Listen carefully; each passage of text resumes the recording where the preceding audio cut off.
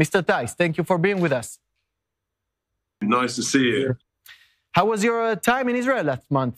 I had a very good trip. It was fantastic. There was just so much to process. I went to the humanitarian aid crossing at Bekrem, Shalom, and I went to one of the kibbutzes, stood on the border. Yeah, it was and then I was lucky enough to meet the President Herzog, Foreign Minister Saar, and had very good one-to-one meetings with them. And I apologized to both of them for our Labour government's appalling decision to recognise the state of Palestine back in the late summer, which the Americans confirmed didn't help the negotiations, actually hindered the negotiation process.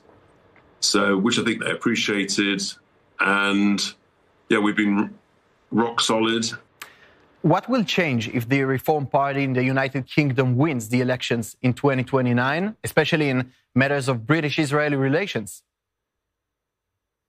We would be working closely in partnership.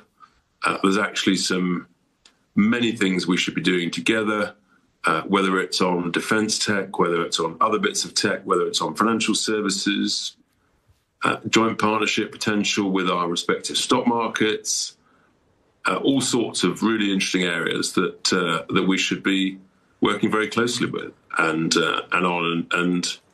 we've both got experience and knowledge to share. The elections are in 3 years from now. There's a lot of time till there. Where do you see the UK in 3 years if the current government will continue to lead in the same way? Financially, it's going to be in a worse place than it is now, because socialists always run out of other people's money and they raise spending to wasteful levels and they tax people more. And then lots of very smart people leave the country, tax revenues go down. There's a thing called the Laffer curve, which we're now on the downward slope of that. And so, look, it's going to get worse. And we'll have to turn that round, assuming we win the next general election. Fundamentally, if you make your citizens poorer, you won't win the next general election. It's as simple as that.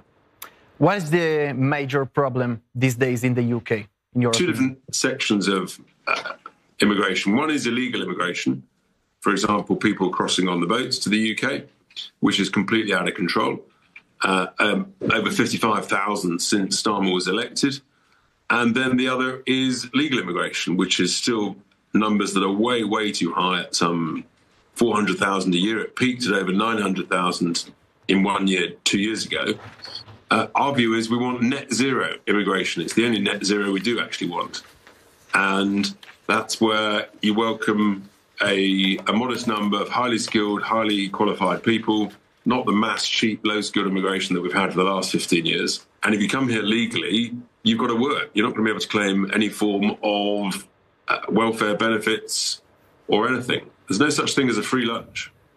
Thank you very much, Parliament member ריצ'ארד, Reform UK's deputy leader.